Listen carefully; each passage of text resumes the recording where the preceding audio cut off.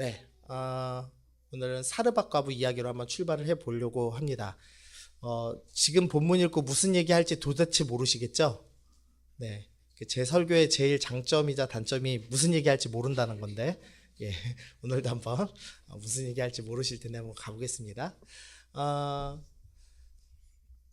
네, 먼저 시대 배경입니다. 오늘 말씀은 열왕기상 17장을 읽었습니다. 근데 이제 17장 전에 배경이 되는 16장 말씀을 좀 읽어보겠습니다. 오므리의 아들 아합이 그의 이전의 모든 사람보다 여호와 보시기에 악을 더욱 행하여 느밧의 아들 여로보암의 죄를 따라 행하는 것을 오히려 가볍게 여기고 시돈 사람의 왕 엣바알의 딸 이세벨을 아내로 삼고 가서 바알을 섬겨 예배하고 라고 되어 있습니다. 원래 이스라엘은 이제 다윗과 솔로몬 시대에는 통일왕국이었습니다. 그래서 이 파란색으로 보이는 지도 전체가 다 이스라엘 영토였습니다. 그런데 솔로몬의 아들 르호보암 때에 나라가 이제 두 개로 쪼개지게 됩니다. 그래서 북이스라엘과 남유다로 쪼개지게 되었습니다. 그래서 밑에 있는 노란색이 남유다고 위쪽이 북이스라엘입니다. 우리나라랑 똑같죠. 북한과 남한 갈라진 것처럼 이스라엘도 북과 남으로 갈렸습니다. 북이스라엘은 10지파가 있고 남유다는 2지파만 있었습니다. 그러면 북이스라엘과 남유다 중에 어느 나라가 더 셀까요? 북이스라엘은 10지파, 남유다는 2지파입니다. 어디가 더 셀까요? 예, 우리 어성경 하신 분들 빼고 한번 답을 들어보겠습니다. 자, 수민 자매님, 자, 어느가 더 셀까요? 남과 북한? 북이스라엘? 10지파니까? 네, 좋습니다. 북이스라엘이라고 많이들 생각하세요. 그리고 실제로 이제 좀 아하방 이후부터는 북이스라엘이 셉니다. 그런데 아하방 이전까지는 남유다가 훨씬 더 셌습니다. 이유는 뭐냐면은요, 이 솔로몬이 지혜로운 왕인데 이 지혜를 하나님께서 기뻐하시는 데만 쓰지 않았습니다. 솔로몬이 악한 데도 썼습니다. 뭐냐면 분명히 이게 나라가 잘못되면 나뉠지도 모른다 이렇게 생각을 해가지고 북이스라엘 지역에는 국고성, 그러니까 병기를 넣어놓고 말을 넣어놓는 그런 기지 같은 성이죠. 그 성을 딸랑 4개 만들었습니다. 심지어 4개 중에서도 저 위에 있는 지역은 아람 지역 다스릴 때만 사용했고 바로 빼앗깁니다. 그래서 실제로 북이스라엘에는 이제 국고성, 이 병기가 있고 말이 있는 그 성이 딱 2개밖에 없습니다. 반면에 이 솔로몬이 남유다에는 무려 6개나 되는 국고성을 건설을 했습니다. 그래서 이 병력이 남유다가 더 많았습니다. 그 성경을 좀 잘 살펴보면은요, 11지파에는 세금을 걷는데 유다 지파에는 세금을 안 걷습니다. 세금을 안 걷는 대신 뭐를 하냐면 유다 지파 중심으로 병력을 꾸립니다. 그래서 처음 나라가 나뉘었을 때 남유다가 월등하게 더 강력했습니다. 그래서 이 북이스라엘 입장에서 늘 너무 힘든 겁니다. 돈도 남유다가 많고 그 다음에 병력도 남유다가 너무 많기 때문에 이거 어떻게 해야지 이기나 싶은 겁니다. 보통 이 형제끼리 싸울 때 더 치열하게 싸우잖아요. 그것처럼 저희도 왜 남북이 치열하게 싸우죠. 마찬가지로 이 북이스라엘과 남유다가 서로 치열하게 싸우는데 북이스라엘이 극복하기가 너무 힘들었습니다. 그래서 어떻게 하기로 결정을 했냐면 페니키아라는 나라랑 동맹하기로 결정을 했습니다. 지금 페니키아 지도가 나와 있는데요. 잘 보시면 그 빨간색인데 바다를 끼고 지중해를 끼고 해안가 쪽으로만 지금 영토가 되어 있죠. 이 페니키아라는 나라는 이 무역을 해서 먹고 사는 나라입니다. 이쪽 편 보시면은 시돈이라고 해서 제가 빨간색 표시해 놨는데 시돈과 두로, 성경에 나오는 두 도시가 이제 페니키아의 가장 중심 도시입니다. 근데 이제 거기로부터 시작해서 이 지중해 전체에 식민지를 두고 있었습니다. 이 페니키아는 뭘로 유명하냐면은요, 알파벳으로 유명합니다. 알파벳. 여러분이 영어를 배우시는 것은 저 못된 페니키아 때문입니다. 네. 근데 어쨌든 이 페니키아가 해상무역을 막 해가지고 그걸로 이제 돈을 모았습니다. 그리고 이제 이 북이스라엘이 야, 너네는 해상무역하고 우리는 육로를 제공해 줄게. 땅에 있는 길을 제공해 줄게 해서 둘이 이제 결혼으로 연합하게 된 겁니다. 또 이제 북이스라엘의 이유가 하나 있는데요. 이 열왕기상 12장 보니까요. 만일 이 백성이 예루살렘에 있는 여호와의 성전에 제사 드리고자 하여 올라가면, 이게 무슨 소리냐면 남유다와 북이스라엘로 나뉘었습니다. 근데 제일 큰 문제가 이 모든 이스라엘 남북 전체는 다 하나님을 섬기고 있었죠. 그래서 북이스라엘에서 하나님 믿는 백성들이 예배를 드리려면 북이스라엘을 벗어나서 남유다에 있는 예루살렘까지 예배를 드리러 와야 됐습니다. 그러니까 이 북이스라엘의 왕들이 어떤 걱정을 하냐면 예배드리러 자꾸 다니다가 결국에는 남유다 왕하고 이렇게 동맹을 맺고 나를 죽이지 않을까? 이제 이런 염려가 들었습니다. 그래서 이 처음 나라가 나뉘었을 때 여로보암이라는 북이스라엘의 왕이 28절 보시면 이에 계획하고 두 금송아지를 만듭니다. 그래서 뭐라고 얘기하냐면 너희는 다시 예루살렘으로 올라갈 것이 없도다. 이스라엘아, 이는 너희를 애굽 땅에서 인도하여 올린 너희의 신들이라. 두 금송아지를 만들고 이 금송아지를 뭐라고 표현하냐면 너희를 애굽 땅에서 인도한 신이다라고 얘기합니다.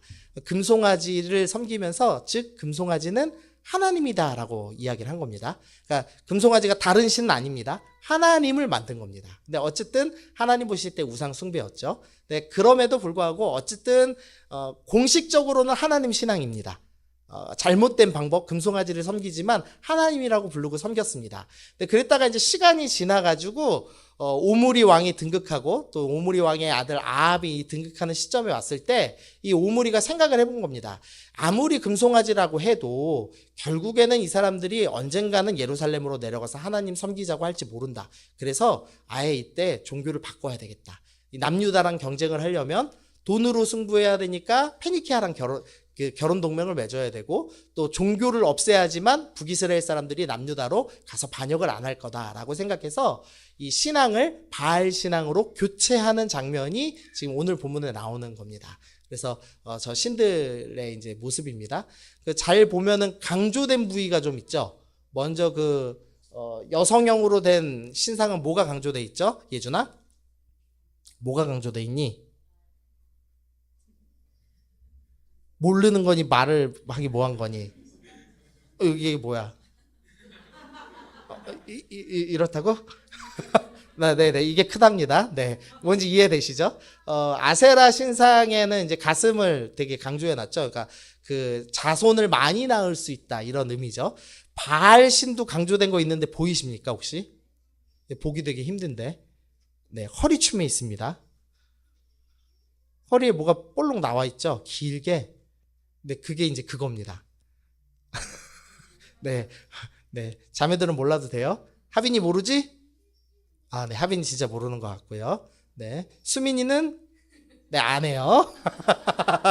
네, 성인이니까. 네, 성기가 많이 강조돼 있죠. 이 바알 신은 이 번개의 신, 천둥의 신이라고 이제 우리 알려져 있습니다. 그런데 천둥과 번개가 칠 때 반드시 뭐가 내리죠? 비가 내립니다. 비가 내리면은 열매를 많이 맺죠. 그래서 바알은 풍요의 신이기도 했습니다. 그러니까 이 아합이 야 너네 이제 하나님 때려치워, 하나님 내다 버리고 풍요의 신인 바알을 제대로 섬겨보자. 이 바알을 섬기는 페니키아가 해상무역해서 얼마나 부자가 됐는지 아느냐. 우리가 이들하고 연합해서 잘 먹고 잘 살아보자. 이제 이렇게 이야기를 해가지고 결혼을 한 겁니다. 그래서 아합이 시돈 사람의 왕 엣바알의 딸 이세벨과 결혼을 하죠. 그리고 바알을 섬기는 일이 시작됐습니다. 이제 흐름이 하나 바뀐 겁니다. 어쨌든 우상일지라도 금송아지라고 부를지라도 하나님을 섬겼는데 이제는 아예 하나님 내다버리고 바알을 섬기는 시대가 되었습니다. 그래서 하나님께서 어떻게 하시냐면 17장 1절에 보니까 길르앗에 우거하는 자 중에 디셉 사람 엘리야가 아합에게 말하되 내가 섬기는 이스라엘 하나님 여호와께서 살아계심을 두고 맹세하노니 내 말이 없으면 수년 동안 비도 이슬도 있지 아니하리라. 하나님이 이 하나님을 버리고 바알을 숭배하는 이 아합에게 벌을 주시기로 결정하셨습니다. 근데 이 바알이 무슨 신이었냐면 풍요의 신이었죠. 그래서 하나님께서 네가 비 내리는 풍요의 신 바알을 섬기느냐? 그러면 내가 비를 내리지 않겠다라고 말씀하시는 장면입니다. 그래서 풍요의 신을 섬기느냐? 너희 풍요의 신을 섬기는 너에게 풍요가 사라지게 하겠다라고 말씀하시면서 하나님이 비를 3년 동안 내리시지 않는 무서운 이제 벌을 주셨습니다. 그래서 이제 가뭄이 시작됩니다. 당연히 이제 이런 무서운 예언을 선포한 엘리야를 이 아합이 죽이려고 합니다. 그래서 이 엘리야가 먼저는 그리시네가라는 이제 산골짜기에 숨었습니다. 그랬다가 그리시네가가 마릅니다. 그러고 나서 어떻게 해야 되지 이제 기도를 하는데 하나님이 이상한 명령을 주신 겁니다. 우리 9절 말씀 읽어보겠습니다. 자, 시작.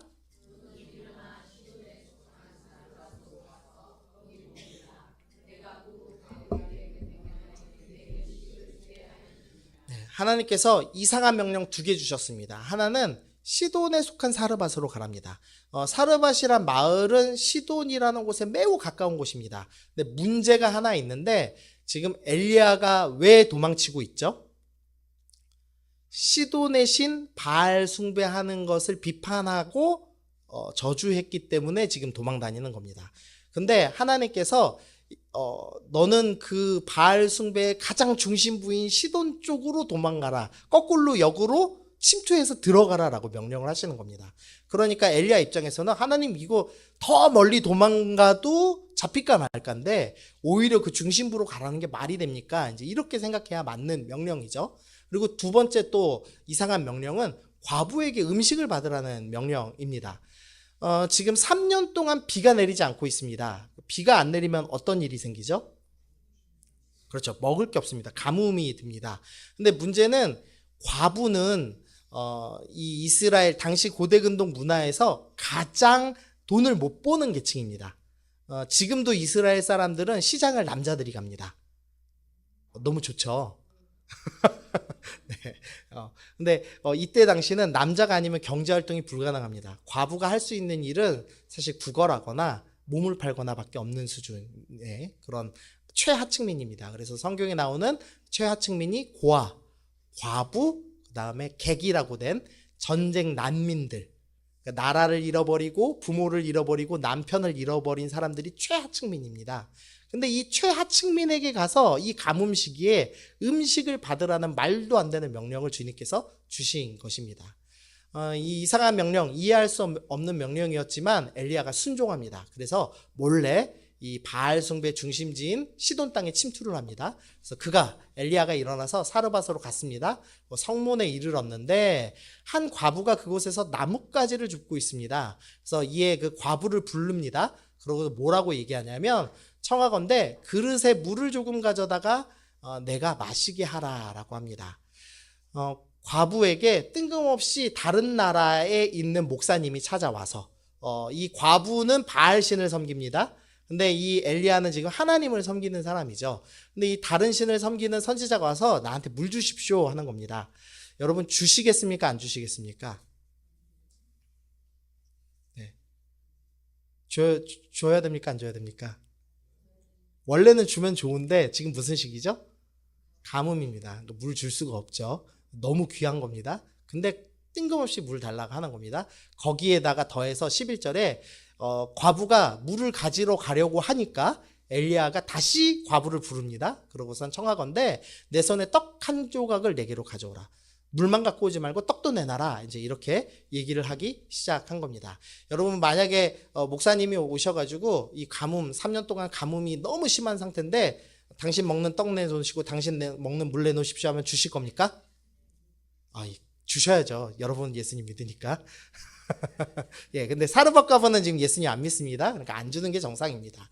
그런데 이 사르밧 과부가 줬습니다. 주려고 합니다. 근데 뭐가 문제가 있냐면 이 사르밧 과부가 말합니다. 당신의 하나님 여호와께서 살아계심을 두고 맹세하노니 나는 떡이 없고 다만 통에 가루 한 움큼과 병에 기름 조금뿐이라 내가 나뭇가지 둘을 주워다가 나와 내 아들을 위하여 음식을 만들어 먹고 그 후에 죽으리라.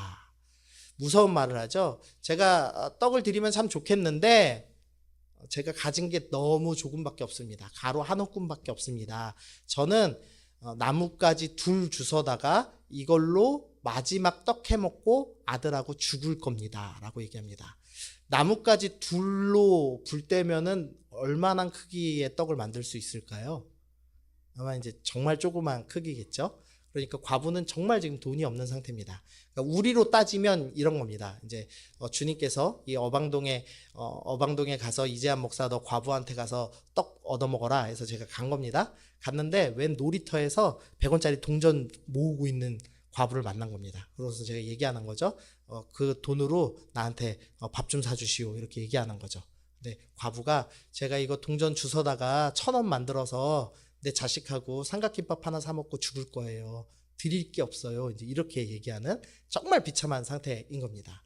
그런데도 불구하고 엘리야가 또 과부한테 말합니다. 두려워하지 말고 가서 내 말대로 너 떡이랑 물 갖고 와라 라고 얘기하죠.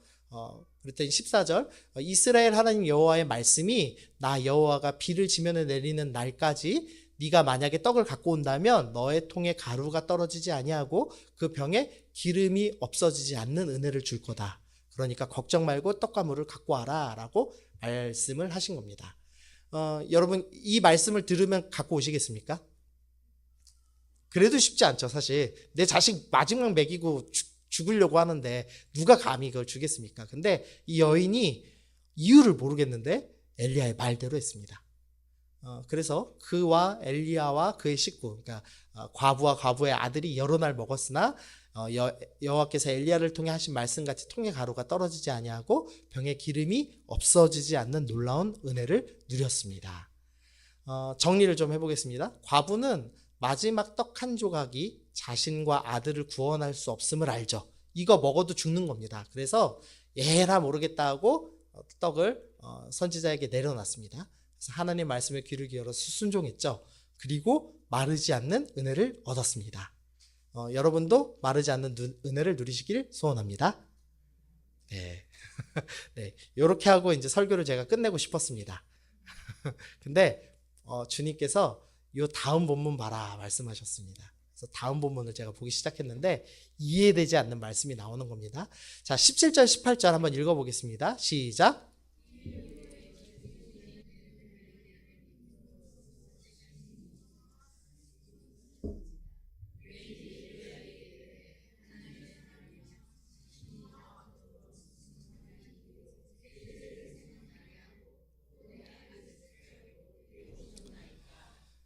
통의 기름과 그 떡의 가루가 마르지 않는 축복. 그러니까 3년의 가뭄 속에서 풍족함을 누리기 시작했습니다. 여인과 그의 아들이. 그런데 그 일 후에 무슨 일이 일어나냐면 이 과부의 아들이 병에 듭니다.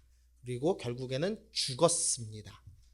그리고 나자 여인이 뭐라고 얘기를 하냐면 하나님의 사람이여 당신이 나와 더불어 무슨 상관인데 내 죄가 생각나게 하고 내 아들을 죽게 하려고 오셨습니까? 이거 무슨 소리냐면 내가 처음부터 알았습니다 이겁니다. 왜냐하면 이 바알을 믿는 과부의 입장에서 이스라엘의 신은 비를 내리지 않는 저주를 내리는 재앙을 내리는 신인 겁니다. 내가 이 당신네 신이 재앙 내리는 신인 줄 알았는데 결국엔 오더니 이 재앙 때문에 내 아들 죽게 만들었군요. 이렇게 하면서 지금 화를 내는 장면이 나오고 있는 겁니다. 자, 그럼 질문 하나 드리겠습니다. 과부가 마지막 떡 한 조각을 내려놓은 이유는 무엇이었을까요? 말씀을 믿고 하나님을 신뢰해서 떡을 내려놓은 걸까요? 그게 아닌 것을 지금 아들 죽음 이후에 알게 되었죠. 이 과부는 저주 내리는 신이 무서웠던 겁니다. 두려움 때문에 떡을 내놓았던 것이었죠. 우리가 이제 신앙생활 하면서 정말 믿음의 위대한 행동을 할 때가 있는데 위대한 행동을 했다고 해서 그 사람이 진짜 믿는지 안 믿는지 알 수 없습니다. 한 사람 더 찾아보겠습니다. 제자 도마 이야기를 좀 할 건데요. 사도행전 1장 21절 22절에는 제자들을 세워야 제자들의 조건이 나옵니다. 제자들은 어떤 사람이냐? 요한의 세례로부터 우리 가운데 올려진 날까지 항상 함께 다니던 사람.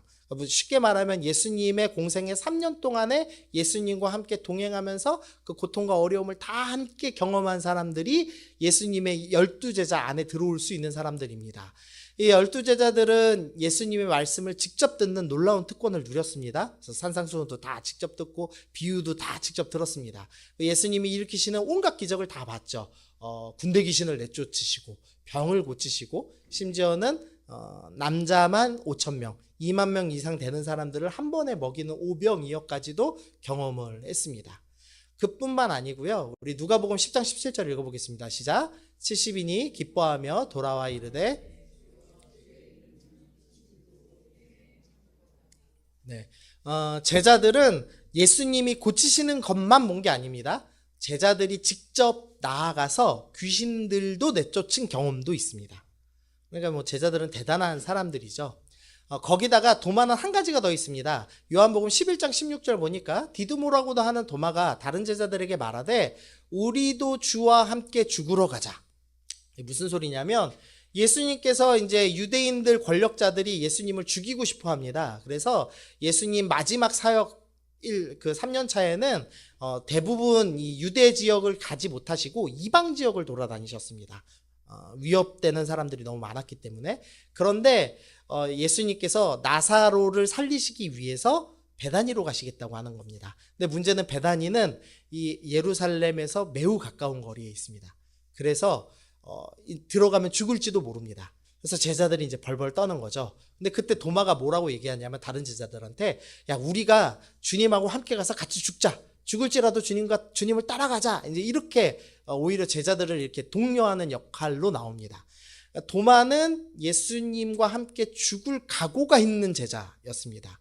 3년간 쫓아다녔고 주님의 말씀을 다 들었고 기적도 받고 심지어 자기가 직접 기적을 일으켜 보기도 했고 그러면서도 주님을 위해서 생명을 내거는 아주 용감한 제자였습니다. 그랬던 제자가 요한복음 20장에서 예수님이 죽으신 뒤에 이런 얘기를 합니다. 12제자의 하나로서 디두모라고 불리는 도마는 예수님께서 부활해서 오셨을 때 함께 있지 않았습니다. 그랬더니 25절에 다른 제자들은 부활하신 예수님을 봤습니다. 그래서 도마에게 이르되 우리가 부활하신 주님을 봤다라고 얘기합니다. 그러자 도마가 말합니다. 우리 굵은 글씨만 읽어봅시다. 시작.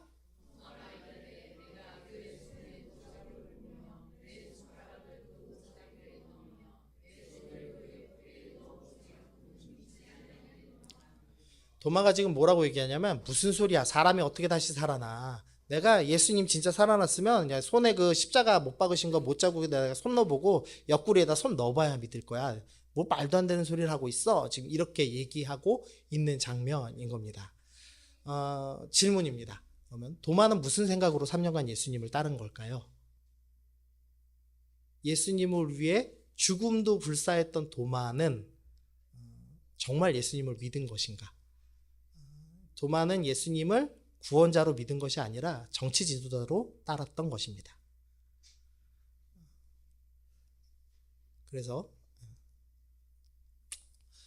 요한복음 20장 27절입니다. 예수님이 도마를 만나셨습니다. 도마에게 이르시되 내 손가락을 이리 내밀어 내 손을 보고 내 손을 내밀어 내 옆구리에 넣어보라. 그리하여 믿음 없는 자가 되지 말고 믿는 자가 되라.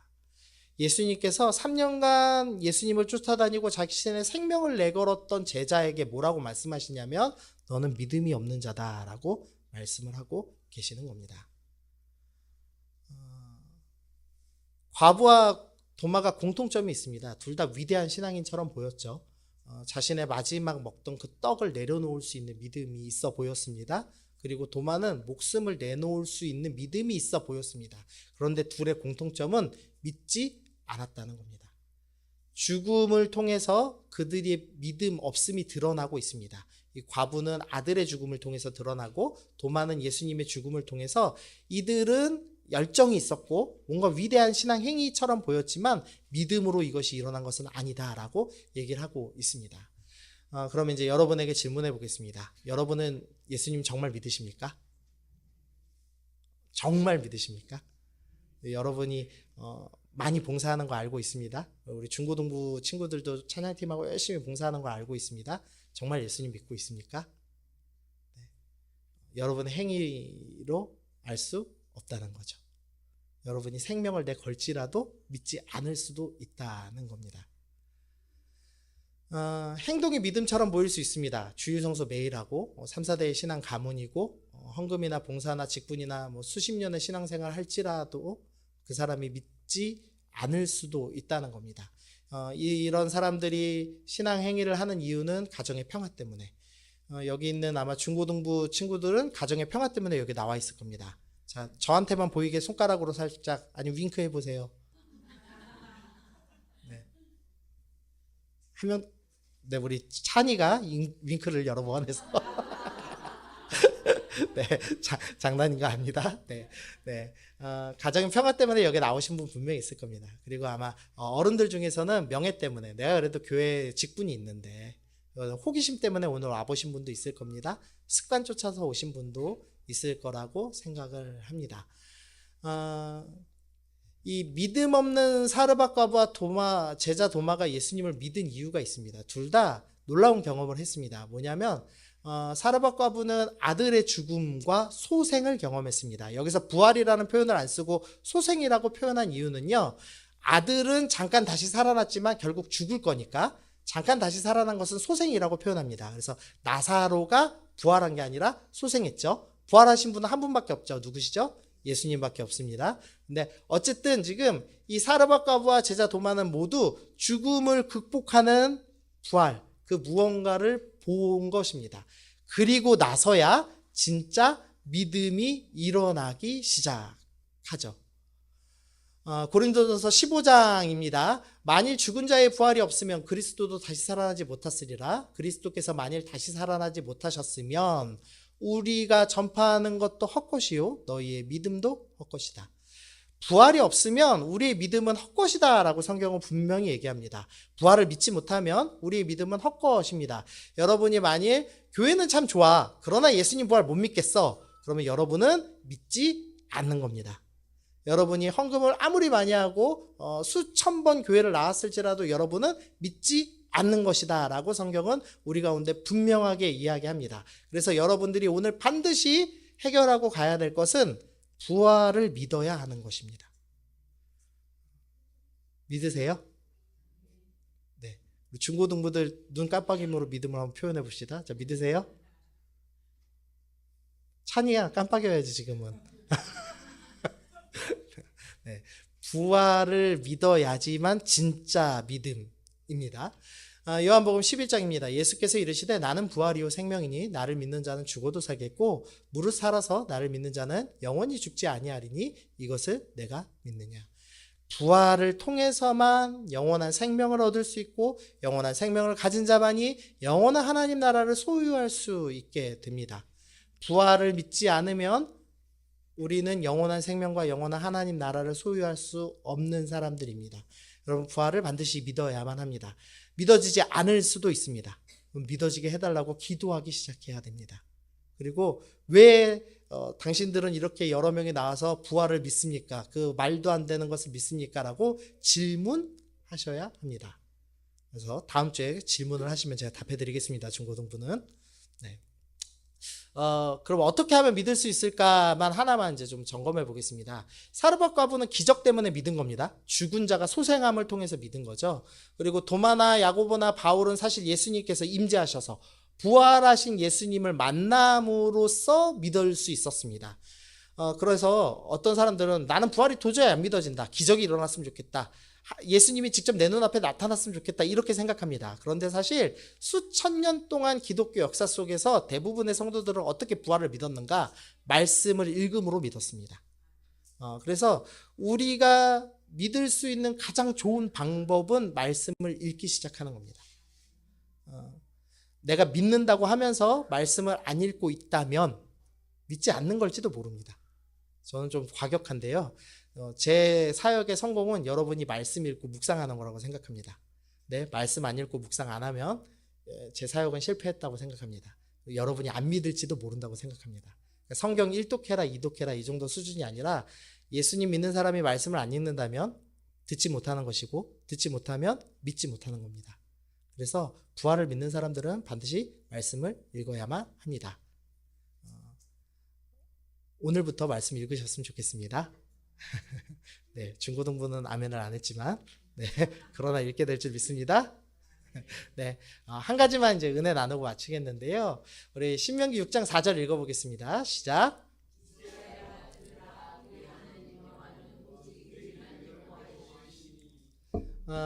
신명기 6장 4절은 유대인들이 매일 암송하는 말씀입니다. 쉐마라고 부르는 말씀인데 하나님은 유일하신 하나님이십니다. 이 고백을 매일 합니다. 이게 유대인들의 가장 핵심되는 신앙 고백입니다. 그런데 도마가 예수님을 믿지 않던 사람이었죠. 결국 믿음이 없던 사람이었습니다. 근데 부활하신 주님을 믿고 보고 나서 뭐라고 답하냐면 말씀 읽어봅니다. 시작. 도마가 대답하여 이르되 나의 주님이시요 나의 하나님이시니이다. 우리가 알고 있는 성경의 가장 위대한 신앙 고백하면 보통 이제 베드로의 신앙 고백 생각하실 겁니다. 주는 그리스도시요 살아계신 하나님의 아들이십니다를 이제 가장 우리가 뽑죠. 물론 주님께서 그 첫 고백을 반석 삼아서 교회를 세우셨습니다. 그런데 유대인들이 뽑는 가장 완벽한 신앙 고백은 뭐냐? 도마의 신앙 고백입니다. 도마의 신앙 고백은 예수님은 하나님과 매우 친하신 하나님의 아들이에요 수준의 고백이 아니라 예수님은 하나님이십니다 라는 고백입니다. 가장 완벽한 신앙 고백입니다. 이 부활에 대한 믿음, 예수님에 대한 믿음이 없어서 생명을 내걸고 예수님을 따랐지만 믿음이 없었던 이 도마가 부활을 경험하고 나서 어떻게 변했냐면 가장 완벽한 신앙 고백하는 사람으로 변화가 된 겁니다. 아직 부활을 믿지 못할 수도 있습니다. 그런데 이 부활주의를 지나고 말씀을 읽기 시작하면서 부활하신 예수님을 만난다면 여러분들께서 가장 완벽한 신앙 고백을 하게 될 것을 믿습니다. 그것을 좀 소원하시면서 말씀 읽기를 시작해 보시면 좋겠습니다. 이 부활주일에 그래 내가 교회는 다니는데 예수님이 어렴풋이 믿어는 지는데 그래도 완벽히 믿는가 안 믿는가 헷갈리고 부활도 있는지 없는지 헷갈리시는 분들은 오늘부터 말씀을 읽어 나가시면 좋겠습니다. 우리 적용 찬양 하나 하고 우리 기도하면 좋겠는데요. 우리 반주자만 나와 주십시오. 우리 나주님의 기쁨 되기 원하네 찬양을 좀 하려고 합니다. 이 찬양에 이런 가사 있습니다. 나 주님의 기쁨 되기 원하네. 내가 원하는 한 가지 주님의 기쁨이 되는 것이라는 가사가 있습니다. 이 부활의 주일을 지나시면서 주님, 내가 정말로 부활의 주님을 믿어서 기쁨이 되고 싶습니다.